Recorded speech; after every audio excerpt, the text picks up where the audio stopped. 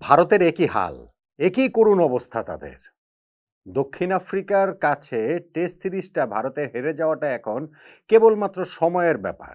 মানে এটা শুধু বলার জন্য বলার না। সত্যি, সত্যি এই টেস্ট সিরিজটা ভারত হেরে গেছে ১-০ ব্যবধানে নাকি ২-০ ব্যবধানে? প্রশ্নের জায়গা কেবল সেটাই বাকি। ভারত দক্ষিণ আফ্রিকার ২ ম্যাচ টেস্ট সিরিজ শুরু হবার আগে, এই সিরিজের লাস্টের আগের দিন যে এই অবস্থাতে ভারত পড়ে যাবে, কে ভেবেছিলেন?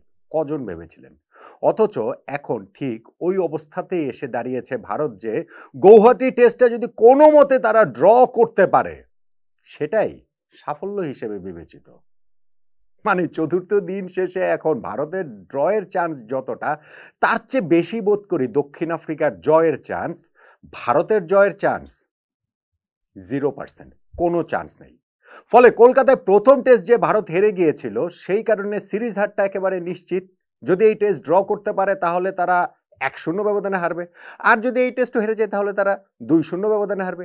এর আগের গত বছরের আগে নিউজিল্যান্ডের বিপক্ষে সিরিজের আগের ১২ বছরের ঘরের মাটিতে ভারত কোনো টেস্ট সিরিজ হারেনি। তারা ২ বছরে দ্বিতীয়বার হোয়াইট ওয়াশ হওয়ার মুখে রয়েছে। ভারতের টেস্ট ক্রিকেটটা কি একটু এলোমেলো অবস্থায় পড়ে গেল না?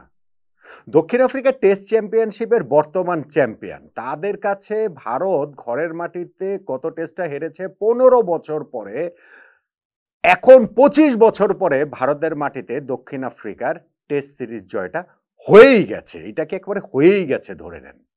চতুর্থ দিন শেষে এই অবস্থাতে এসে দাঁড়ালো ভারত। তাতে আসলে এই দিনের মোমেন্ট অফ দ্য ডে কোনটা, ওই আলোচনার প্রেক্ষিতেই তো এত সব কথাবার্তা আসছে। দেখুন, সাউথ আফ্রিকাকে এক অর্থে আপনি একটু বলতে পারেন যে তারা রক্ষণাত্মক মানসিকতা নিয়ে এই 4 ডেটা খেলেছে। কেননা তারা আরো আগে ইনিংস ঘোষণা করতে পারত। কেননা ভারতকে তারা আরো একটু চ্যালেঞ্জ হয়তোবা ছুড়ে দিতে পারত। আরো একটু টাইম হয়তোবা দিতে পারত।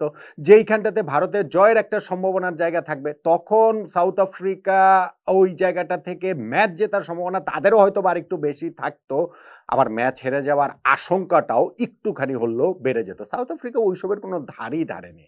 তারা বরং চেয়েছে ম্যাচ থেকে ভারতকে ছিটকে ফেলতে, মানে ভারতের জয়ের সম্ভাবনাটা পুরোপুরি এলিমিনেট করে দিতে, ব্যাটিং করে করে করে করে করে করে এবং এক্স্যাক্টলি সেই কাজটাই তারা শেষ পর্যন্ত করতে পেরেছে। ফাইনালি গিয়ে এই 4th ডে 3rd সেশনে তারা যখন ইনিংস ডিক্লেয়ার করে, ভারতের সামনে জয়ের টার্গেট ৫৪৯ রানের।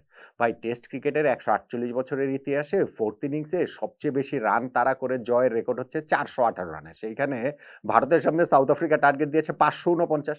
ভারত তাদের নিজেদের মাটিতে টেস্ট ক্রিকেটের ইতিহাসে কোনোদিনই 4th ইনিংসে এত রানের টার্গেটই পায়নি। জয় পায়নি না, টার্গেটই পায়নি। এবং সময় তখন হাতে ছিল মোটামুটি 5th ডে পুরাটা আর এই 4th ডের শেষ কিছুটা সময়, এবং শেষ কিছুটা সময়টাতেও তারা আবার ২ ওপেনারের উইকেট হারিয়ে ফেলেছে। মার্কো ইয়ানসন প্রথম ইনিংসে যিনি ৬ উইকেট নিয়েছিলেন, ৯৪ রানও আবার করেছিলেন, তিনি প্রথম উইকেটটা তুলে নেন ভারতের ওপেনার যশস্বী জয়সওয়ালের, যিনি কাট করতে গিয়ে উইকেট কিপারের কাছে ক্যাচ দিয়েছেন। আমি দেখছিলাম যে টেস্টে গত সর্বশেষ ৮ ইনিংসের মধ্যে ৪ বার তিনি কাট করতে গিয়ে আউট হলেন। আর সাইমন হার্পার বোলিংয়ে এসে অফ স্পিনার একটা ড্রিম ডেলিভারি থেকে অফ স্ট্যাম্পের বাইরে থেকে বল টার্ন করে ভেতরে ঢুকিয়েছেন। কেএল রাহুলের ব্যাট প্যাডের ফাঁক দিয়ে গিয়ে সেটি স্ট্যাম্পে আঘাত এনেছে। ২ ওপেনারকে ভারত হারিয়ে ফেলেছে। দিনের খেলার শেষে কুলদীপ যাদবকে যে ভারত নামিয়েছে, এই নাইট ওয়াচম্যান, তিনি যে দিনের খেলাটা শেষ করতে পেরেছেন সাই সুদর্শনকে সাথে নিয়ে, এইটাই ভারতের একটা ক্রেডিট হিসাবে গণ্য হতে পারে। একটুখানি তারা ধন্যবাদ আম্পায়ারকেও দিতে পারে, কেননা সাই সুদর্শন তো আউট হয়েই গিয়েছিলেন, আম্পায়ার্স কলে বেঁচে গিয়েছেন। মানে আম্পায়ার তাকে আউট দিলে এলবিডব্লিউ তিনি আসলে হয়েই যেতেন।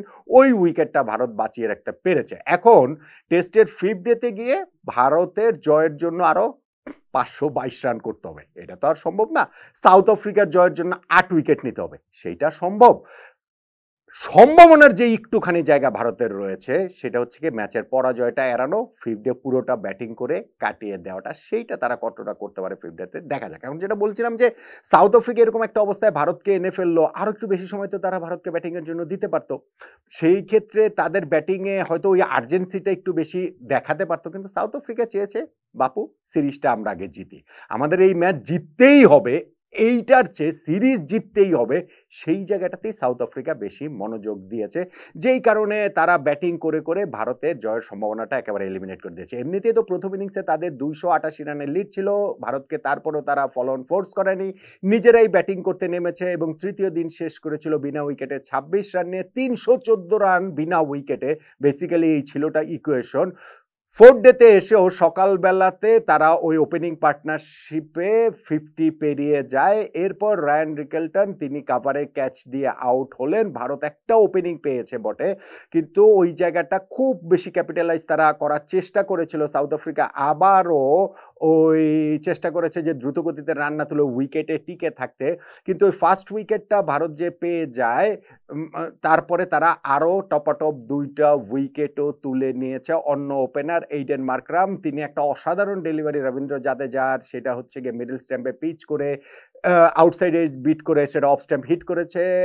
মার্করাম ডিফেন্স ফরওয়ার্ড ডিফেন্স করেছিলেন, কিন্তু তার ব্যাটার আউটসাইডে সেটা বিট করে তিনি বোল্ড হয়ে গেছেন। আর টেম্বা বাবুমা যখন ওয়াশিংটন সুন্দরের বলে লেগ স্লিপে ক্যাচ দিয়ে আউট হয়ে গেলেন, বিনা উইকেটে 59 রান থেকে সাউথ আফ্রিকার স্কোর 3 উইকেটে 77 হয়ে গেল, যেটা 4 উইকেটে 80 হতেই পারত যদি ট্রিস্টান স্টাফসের ওই স্টাম্পিং চান্সটা কাজে লাগাতে পারতেন ঋষভ পান্ট। কিন্তু ওয়াশিংটন সুন্দরের ওই বলটাতে যেখানে স্টাফ সামনে এগিয়ে গিয়েছিলেন, পান্ট বলটা গ্যাদার করতে পারেনি, স্টাম্পিং চান্স মিস হয়েছে। এরপরে গিয়ে ভারতকে আর সাউথ আফ্রিকা কোনো রকম কোনো সুযোগই বলতে গেলে দেয়নি। ফোর্থ উইকেটে যে পার্টনারশিপ হয়েছে ট্রিস্টান স্টাফস এবং টনি ডি জর্জির 101 রানের, এবং এত ধীর গতিতে তারা ব্যাটিং করেছে, তারা ম্যাচে না হারাটা এমনভাবে নিশ্চিত করতে পেরেছে যে ভারতে বোলার ফিল্ডারদের আসলে শোল্ডারই ঝুলে গিয়েছিল। তারা বুঝতে পেরেছিল যে এই টেস্ট সিরিজ ড্র করারও তাদের কোনো সুযোগ আসলে কমে যাচ্ছে এবং এই ম্যাচটা জেতার সুযোগটা তাদের আস্তে আস্তে আস্তে আস্তে নাই হয়ে যাচ্ছে। টনি ডি জর্জি 49 রান করে ফাইনালি তিনি যখন আউট হন, তারপরে ট্রিস্টান স্টাফস ছিলেন, ভিয়ান বোল্ডারের সঙ্গে আরও একটা তার পার্টনারশিপ হয়েছে এবং ওই জায়গাটাতে সাউথ আফ্রিকা ওয়েট করছিল প্রবাবলি শুধুমাত্র ট্রিস্টান স্টাফসের সেঞ্চুরির জন্যই। স্টাফস তার ওই 7 রানের সময় যেই লাইফটা পেয়েছিলেন সেটা পুরোপুরি কাজে লাগিয়েছেন। প্রথম 50টা তিনি করেছেন হচ্ছে গিয়ে 129 বল খেলে। এরপরে তার ব্যাটিংটা একটুখানি আর্জেন্সি দেখা গেছে রান করার ক্ষেত্রে, কারণ সাউথ আফ্রিকা তো আবার তার সেঞ্চুরির জন্য অনন্তকাল অপেক্ষা করবে না। সো পরের যে তিনি 44 রান করেছেন সেইটা মাত্র 51 বলে, তবে 94 রানে তিনি যখন ছিলেন তারপরে রবীন্দ্র জাদেজার একটা বলে স্লগ সুইপ করতে গিয়েছেন, ব্যাটে বলে কানেক্ট করতে পারেননি, তিনি বোল্ড হয়ে গিয়েছেন। 94 রানে তিনি যখন আউট হয়েছেন, 260 রান 5 উইকেট সাউথ আফ্রিকার। তারা ইনিংস ঘোষণা করে, ভারতের সামনে টার্গেটটা দাঁড়ায় 549 রানের। বেসিক্যালি আসলে সেটা টার্গেট না, টার্গেট হচ্ছে গিয়ে তারা ম্যাচটা ড্র করতে পারে কিনা, এবং সাউথ আফ্রিকা ভারতের সেই জয়ের সম্ভাবনাটা পুরোপুরি শেষ করে দিয়েছে, বরং নিজেদের জয়ের সম্ভাবনাটা আরো বেশি উজ্জ্বল করে তুলেছে চতুর্থ দিন শেষ বিকালে ভারতের 2 ওপেনারের উইকেটটা তুলে নিয়ে। এখন ফিফথ ডে আমাদের জন্য কোন রোমাঞ্চ ম্যাচের হিসেবে কোন রোমাঞ্চ জমে রেখেছে সেটা আমরা জানি না। এটা চান্স এখন পর্যন্ত দাঁড়িয়ে আমার কাছে মনে হচ্ছে যে ভারতের পক্ষে এই টেস্টটা ড্র করাটাও কঠিন, বরং তারা ম্যাচটা হেরে গিয়ে 2-0 ব্যবধানে সিরিজ হারটাই প্রবাবলি তাদের নিয়তি। সেইটা না হলেও সার্টেনলি তারা সিরিজ হারছে, এটা ড্র করতে পারলেও তো 1-0 ব্যবধানে তারা সিরিজ হেরে যাবে। চতুর্থ দিনে এরকম অবস্থাতে যে তারা চলে আসলো, সেইখানটাতে মোমেন্ট অফ দ্য ডে বলতে গেলে আমার কাছে মনে হয় ট্রিস্টান স্টাফসের ওই যে স্টাম্পিং চান্সটা মিস করলেন ঋষভ পান্ট, সেই জায়গাটা, হ্যাঁ ওইটা হলে অনেক কিছু হতে পারতো। টেস্ট ক্রিকেটে কিন্তু মুহূর্তে মুহূর্তে রং বদলে যেতে পারে, ওইটা মানে সেশন বাই সেশনে ওই জিনিসটা হচ্ছে গিয়ে রংটা চেঞ্জ হয়ে যেতে পারে। বিনা উইকেটে 59 রান থেকে সাউথ আফ্রিকা 3 উইকেটে 77 রানে পৌঁছে গিয়েছিল। স্টাফসের ওই উইকেটটা যদি ভারত তুলে নিতে পারতো, ঋষভ পান্ট যদি স্ট্যাম্পিংটা করতে পারতেন ওয়াশিংটন সুন্দরের বলে, সেই ক্ষেত্রে 80 রানে 4 উইকেট সাউথ আফ্রিকার হয়ে যেত। ইউ নেভার নো, তখন হয়তো বা ভারত একটা ওপেনিং পেলেও পেতে পারতো, তারা এই ম্যাচ জিতে সিরিজটা অন্তত পক্ষে ড্র করার একটা সুযোগ পেলেও পেতে পারতো।